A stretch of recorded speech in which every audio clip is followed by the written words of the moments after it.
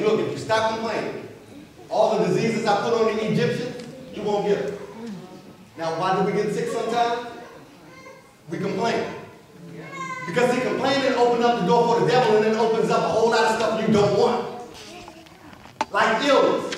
Like if you think your finances are bad, so you keep complaining. Keep complaining about what God can do. You complain about what God can do, you make yourself and your complaint a power over what God can do. Now what can God do? He can do everything. So why are we going to stand here with our little tiny minds and say what God can do or what the church can do? Why can't the church do it if we have God on our side? Who's complaining?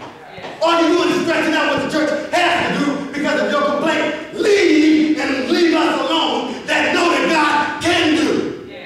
Stop poisoning our water. Because if God can do anything, don't tell me what God can do. Don't tell me what the church can do if the church is standing for God. That don't even make sense.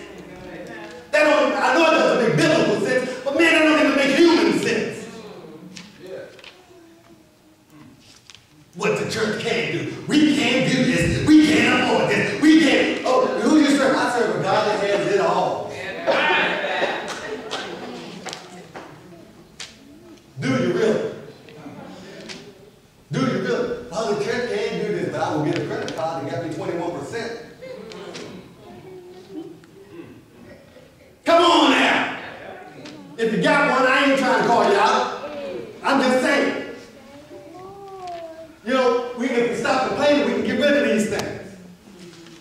So starting this year, we need to learn how to, number one, stop complaining. Because nobody want to have a complainer as a friend. Number two, we need to stop complaining so that God will release blessings on us instead of the curse.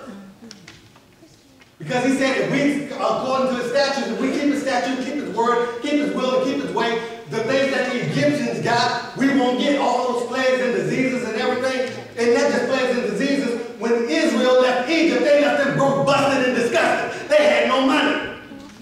They didn't come to get Israel. They didn't chase them to the Red Sea because they wanted them to be slaves. They chased them because they had no cash. Because even if they were put them in slavery, they had nothing to hold them. They had no money. They had no. Israel took everything. Because whatever they stole from them, God made them pay them back recompense. So Israel literally walked away with their nation. That's why they were chasing.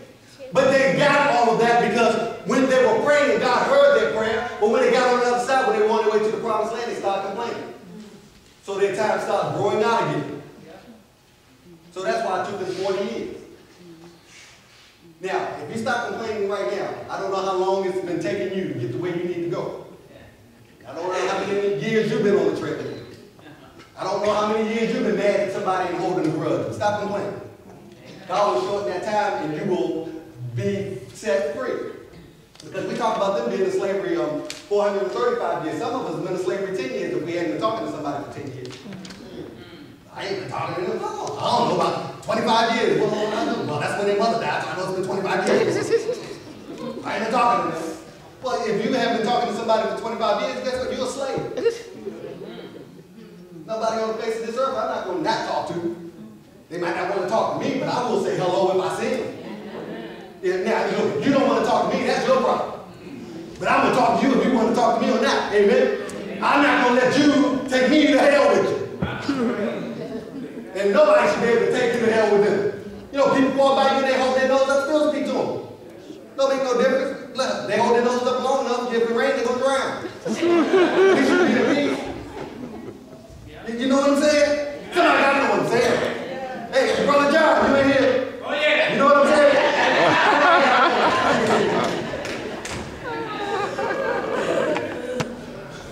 So, in this year, if you now don't remember anything else I said, just remember, stop complaining. Complaining will always stretch out your mission. Because God gives us all a mission. If you haven't completed your mission yet, it's because sometimes of your own tongue. It's not because anybody stopped you. Because sometimes the worst people that can stop us is the one in the mirror. You know, when we woke up this morning and tried to get our due together, and to get our teeth together, and you put them in, read more, That one in the mirror. Sometimes that's the worst person we have. That's the one that's slowing us down. You know, it's not the one outside the door. It's not the husband that might not be coming to church. It's not the wife that's going, you know, you understand? It's not the kids that's running all out everywhere. Sometimes it's one in the mirror. You stop complaining. God will open up doors. Everybody got that? Amen. Amen. Everybody got that?